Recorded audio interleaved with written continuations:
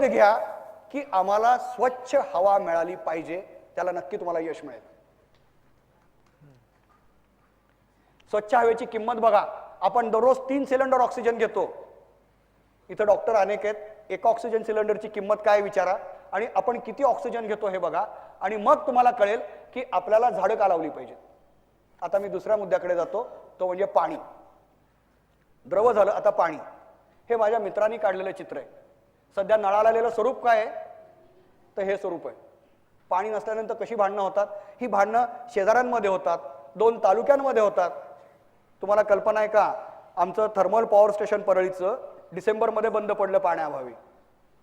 तर त्याला पाणी देणार होतं नगरनी नकार दिला. समजू शकतो. परभणीने पण नकार दिला. परभणी आणि परळीमध्ये 100 किलोमीटर पण अंतर नाही, पण परभणी म्हणलं आम्ही नाही देणार पाणी. पाण्यावरनं काय होऊ शकतं हे इथून पुढं आपल्याला हे आंध्रमधलं चित्र आहे, हे आफ्रिकेमधलं चित्र आहे. एक 1776 साली ॲडम स्मिथचं एक प्रसिद्ध वाक्य आहे, ते मुद्दाम इथं वाचून दाखवतो. पाण्या वाचून माणूस तडफडतो, परंतु पाण्याला कवडीची किंमत नाही. हिऱ्याचा अजिबात उपयोग आपल्याला नाहीये, परंतु तो अनमोल आहे. हा मानवी संस्कृतीकरिता क्रूर विरोधाभास आहे. तुम्ही बदलू शकता. आपल्या मराठवाड्यातली ही दुष्काळातली चित्र आहेत. मग मला सांगा, आपण मंगळावर यान पाठवतो, त्याचं पाठवू, आपण गेलं पाहिजे मंगळावर, याचं काय करायचं? तुम्हाला तुमच्या विज्ञान तंत्रज्ञानाचा याच्यासाठी काही उपयोग करता येत नसेल ना, तर ते विज्ञान तंत्रज्ञान फेकून द्या. करता येऊ शकतो, तो करायची इच्छा नाहीये, आणि त्यासाठी आपण दबाव आणत नाही आहोत. आपण म्हणजे तुमच्यापासून माझ्यापर्यंत. हे लंडन मधलं चित्र घ्या. आपल्याला लंडन करायचंय म्हणतात. लंडन मध्ये कुठेही पाईपलाईन जर लीक झाली, मी पाण्याकडेच आहे अजूनही, तर असं ते बघतात, तपासतात आणि ते लिकेज दुरुस्त करायला पाठवतात. ही वरची कंट्रोल रूम आहे. लंडनमध्ये, युरोपमध्ये घरातलं जे पाणी बाहेर पडतं, तुम्हाला सांगितलं 80% पाणी आपण सोडून देतो बाहेर, ते स्वच्छ करून पुन्हा वापरावं लागतं. कारखान्यांना पुन्हा वापरावं लागतं. आपल्याकडे काय आहे बघा, हे आपल्याकडचं जलप्रशासन आहे.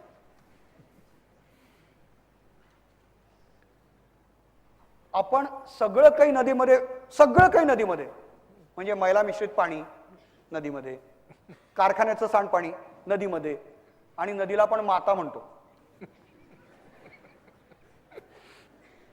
आईची जशी काळजी घेतो ना, तशीच नदीची काळजी घेतो आपण. ही कोणती नदी आहे? कोणती? यमुना. यमुना नदीला आत्ताच्या शास्त्रीय भाषेमध्ये गटार म्हणतात. कारण काय? त्यामध्ये ऑक्सिजनची पातळी 0 आहे.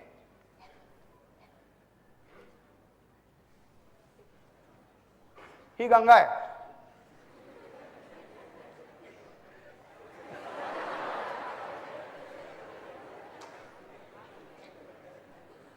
गेल्या वर्षी जे सर्वेक्षण केलं केंद्रीय प्रदूषण नियंत्रण मंडळानं, गंगा नदी कुठून कुठे जाते बघा. उत्तराखंड, उत्तर प्रदेश, बिहार, झारखंड, पश्चिम बंगाल, बांगलादेश, अशी गंगा नदी जाते. यातली 80% गंगा ही पिण्याचं तर सोडून द्या, आंघोळीसाठी अयोग्य आहे. गंगा नदी पवित्र होती म्हणजे काय होतं? गंगेतल्या पाण्याचा प्रवाह खूप चांगला होता. गंगेच्या पाण्यामध्ये जे मूलद्रव्य होती ती अतिशय प्रभावी होती, आणि त्यामुळे गंगेतलं पाणी स्वच्छ आणि निर्मळ असायचं. ती परिस्थिती आता राहिलेली नाही. 2500 किलोमीटर लांबीची गंगेची ही अवस्था आहे. 50% अतिप्रदूषित. आणि त्या गंगेवर गेल्या वर्षी झालेलं हे 10 कोटी लोक आले होते. आता मला सांगा, 20,000 कोटी रुपये खर्च केलेत आपण गंगा शुद्ध करण्यासाठी. 20,000 कोटी.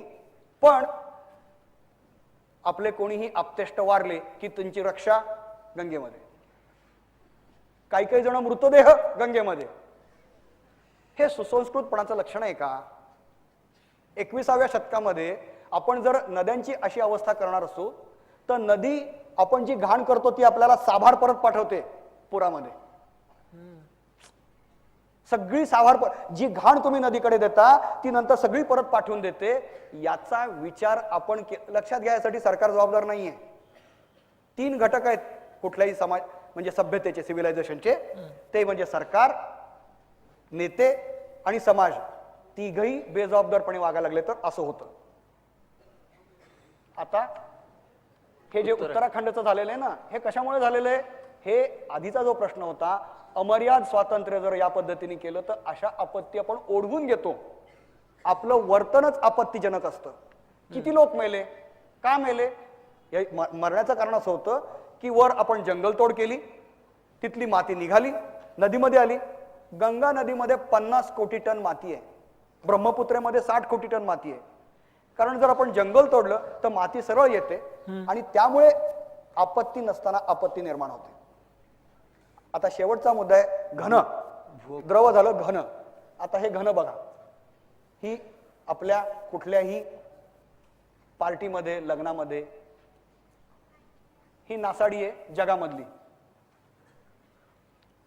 जरा जरा पाठी जाऊया. हा नाही, ती जी अन्नाची नासाडी होती. हा, अमेरिका, ब्रिटन एकूण उत्पादनापैकी 50% नासाडी दरवर्षी दरडोई 100 किलो आणि भारत 60,000 कोटीच्या धान्याची नासाडी करतो. भारतामधली नासाडी ही आपल्याकडे प्रक्रिया नीट केली जात नाही म्हणून. म्हणजे शेतामध्ये धान्य आपण समजा ज्वारी पिकवली तर ती मळताना आपण नीट काळजी घेत नाही, मग तिथून गोदामात जाताना काळजी घेत नाही. ही आणि तिकडची जी आहे तिकडं ती शैली आपल्याकडे यायला लागली. खरं तर आता तुम्ही महत्वाचा मुद्दा विचारला. मॉलमध्ये जायचं, खरेदी करायचं, फ्रीजमध्ये टाकायचं, नंतर लक्षच नाही, फ्रीजमध्ये उचलायचं, उकिरड्यावर टाकायचं. ही जीवनशैली झालेली जी आहे ना, ही शैली घातक आहे. तुम्ही असं म्हणाल की आम्ही कमवतो आम्हाला काय, असं नसतं. आपण कमवतो, पण आपण जर या पद्धतीने खर्च करायला लागलो तर आपल्याला कोणीही वाचवू शकणार नाही. बरोबर. कसं ते मी पुढच्या मुद्द्याकडे येतो. आपण यथेच्छ जेवणे, उरले ते वाटणे, परंतु वाया दवडणे हा धर्म नव्हे. हे रामदासांनी 400 वर्षापूर्वी सांगितलं होतं. झालंय असं की आपल्याला वाया घालवणं हा खूप शान वाटायला लागलेली आहे. काटकसर करणं याला आपण पूर्णपणे विसरून गेलोय. मला नातेवाईकांच्या मित्राच्या लग्नात जायला खरं सांगतो नाईलाजानं जावं लागतं. लाज वाटते. म्हणजे अंगावर काटा येतो, काय पद्धतीनं श्रीमंतीचं प्रदर्शन करतोय. आणि नासाडी अन्नाची नाही मुद्दा सगळा त्यामध्ये नासाडी आहे. म्हणजे नको तेवढे पदार्थ बदाबदा घ्यायचे. म्हणजे ते इतकं घाणेरडं आहे ना, ते खाव आणि हाजमोलाचे पचाव, म्हणजे भरपेट खाव. अरे पोटात नसेल तर खातो कशाला येड्या, पण खायचं.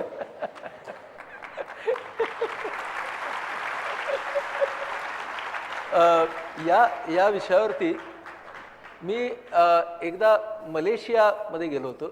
तर त्या मलेशियामधल्या हॉटेलमध्ये जेव्हा ब्रेकफास्ट असा सगळा ठेवलेला होता आणि त्यांनी एका बाजूला एक तराजू ठेवला होता. तो असा होता की तुमची जी डिश असेल तिच्यामध्ये जे राहिलेलं असेल त्याचं ते वजन करायचे आणि तेवढा तुम्हाला दंड होता. ते आपल्याकडे तशी कल्पना आली आहे पण कोणी अंमलात आणत नाही. कारण तिथं सिरियसली तुम्ही जर घेतलेलं खाल्लं नाही तर त्याचं वजन करून त्या ग्रॅमच्या हिशोबात तुम्हाला दंड भरायला लागत होता.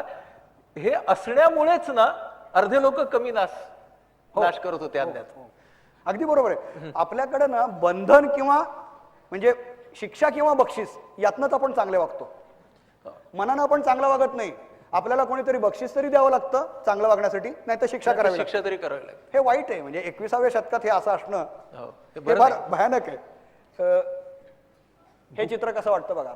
भुकेचा निर्देशांक बांगलादेश 72, भारत 67.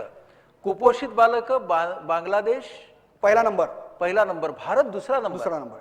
भारतामधील 47% बालक कुपोषित आहेत आणि भारतात दरवर्षी 25 लाख बळी जातात. आपण महासत्ता होतो म्हणतो ना, हे महासत्ता होण्याचं लक्षण नाहीये. हे आपलं वास्तव आहे. आपण जेव्हा धान्य घेतो, म्हणजे श्रीमंत देश जेव्हा धान्य घेतो जगामधनं, तेव्हा गरिबांच्या वाट्याचं धान्य हिरवून घेतो म्हणून ते धान्य महाग होतं. लक्षात घ्या, आपण हे धान्य महाग पण करतो आणि यांच्या वाट्यातून हिरवून घेतो. कधीतरी यांच्याकडे पण बघा. आपल्या ज्ञानाचा उपयोग आणि विज्ञानाचा उपयोग यांच्यासाठी काही होऊ शकेल का? हे जे आधीचं चित्र तू दाखवलंस, हो, त्याला आमच्या वैद्यकीय भाषेमध्ये क्वाशिओकॉर असं म्हणतात, प्रोटीन एनर्जी माल न्यूट्रिशन. तर क्वाशिओकॉर हा आजार किंवा ही कंडिशन म्हणून, आजार नाही तो, ती परिस्थिती ही आफ्रिकेमध्ये निर्माण झाली. तर या क्वाशिओकॉर ह्या शब्दाचा अर्थ असा आहे, पुढचं मूल लवकर जन्माला आलं. त्याच्या आधीचं जे चित्र दाखवलंस ते प्रोटीन एनर्जी माल न्यूट्रिशनचं आहे. तर त्याच्यामध्ये पुढचं मूल लवकर जन्माला आल्यामुळे काय झालं की इतकं कुपोषण होतं की त्या बाळाला फक्त आईचं दूध एवढाच त्याचा आहार होता. पुढचं मूल लवकर जन्माला आल्यामुळे ह्या मुलाचं फक्त आईचं दूध हा आहार पूर्ण तुटला आणि म्हणून त्याला प्रोटीन एनर्जी माल न्यूट्रिशन आलं. म्हणून क्वाशिओकॉरचा या शब्दाचा आफ्रिकन भाषेतला तो अर्थ आहे, पुढचं मूल लवकर आलं. पण हे आपल्याकडे नंदुरबारचं आहे हे चित्र. हा, पण म्हणजे प्रोटीन एनर्जी माल न्यूट्रिशन हे हो. सगळीकडेच असणार, आफ्रिकेत आणि आपल्याकडे. पण त्याचं जे सामाजिक वास्तवाबद्दल ज्याच्याबद्दल आपण बोलतोय ते मला एक चित्र बघून आठवलं.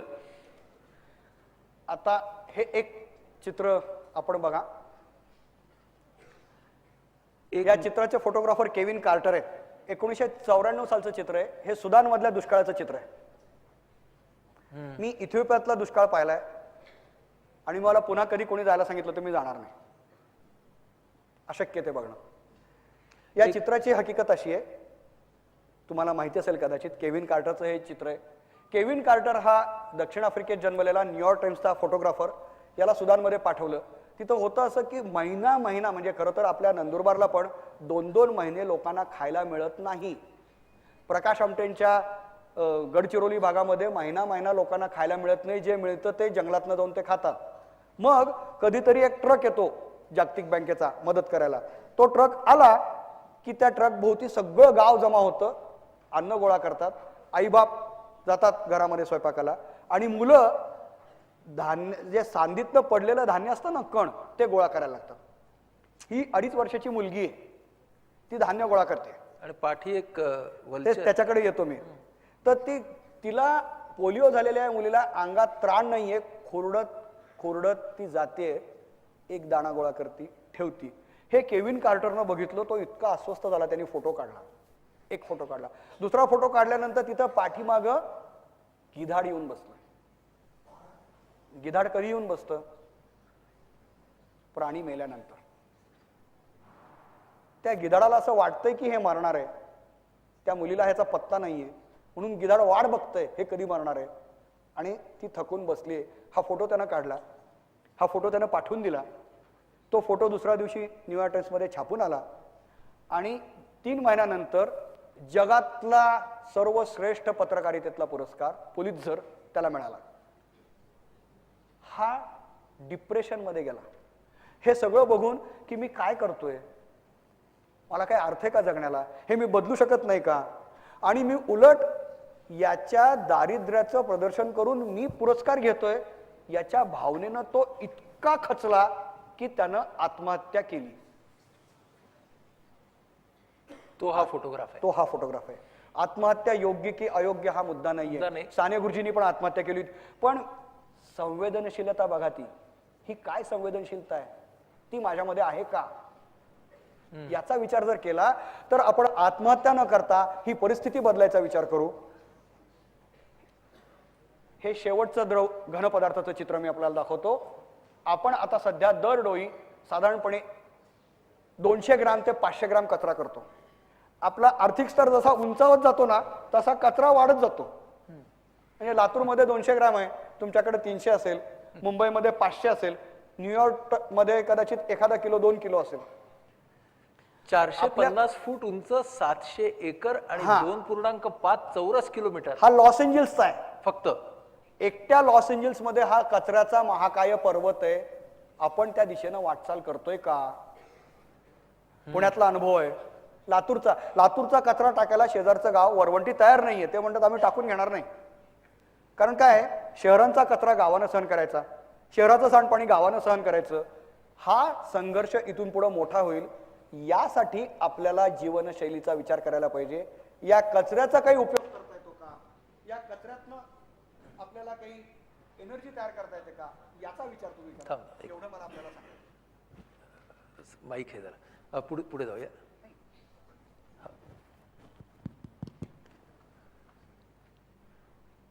त्यांची बॅटरी गेली.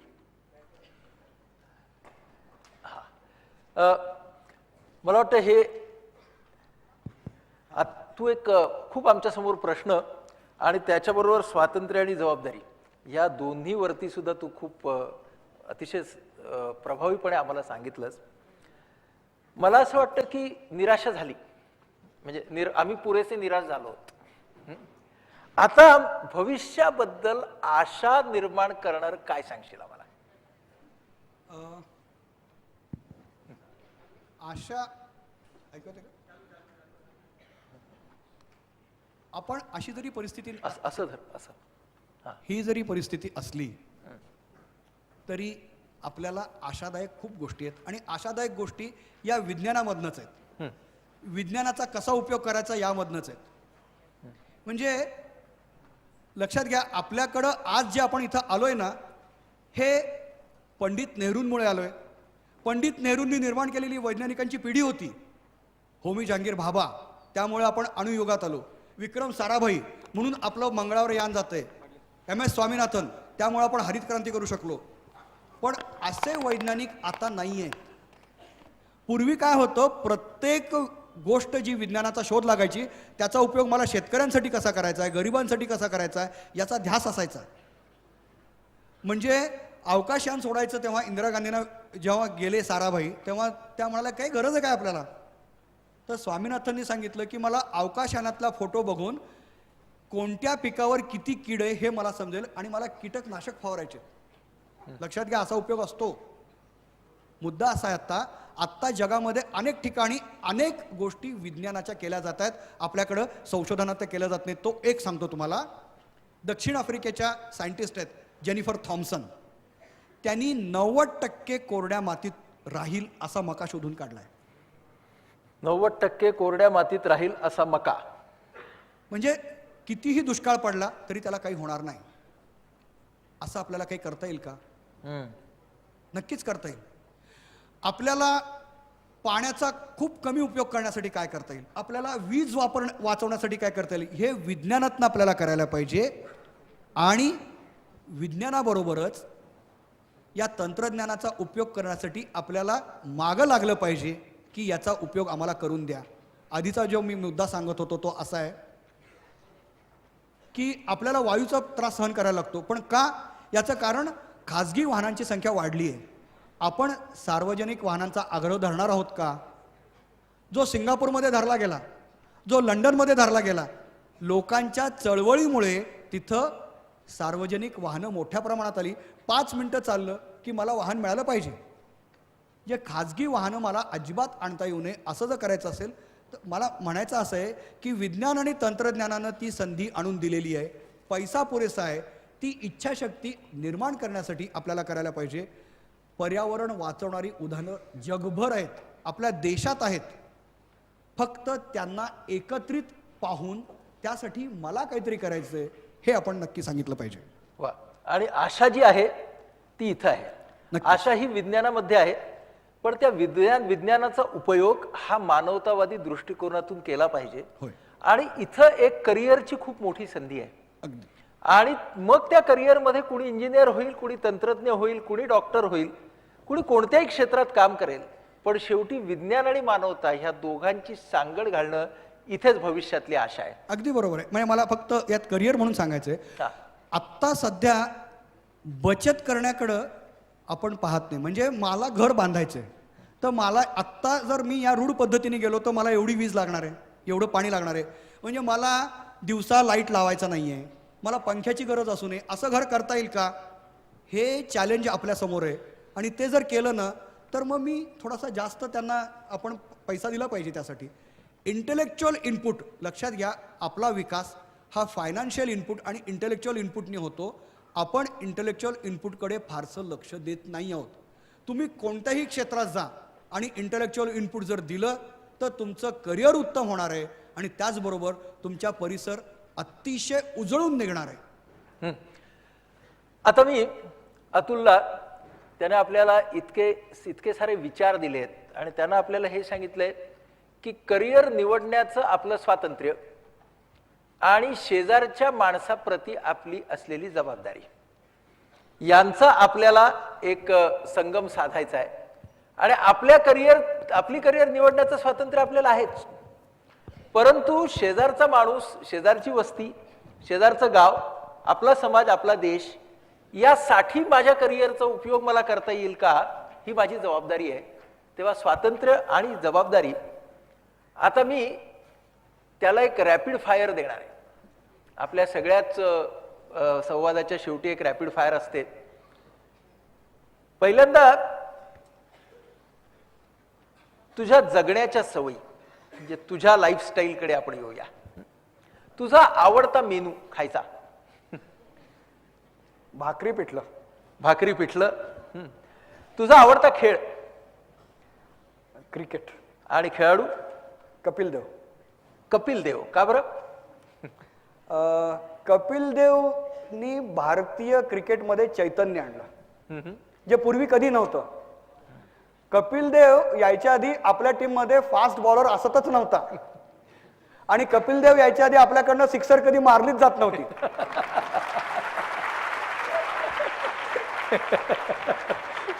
फारच छान.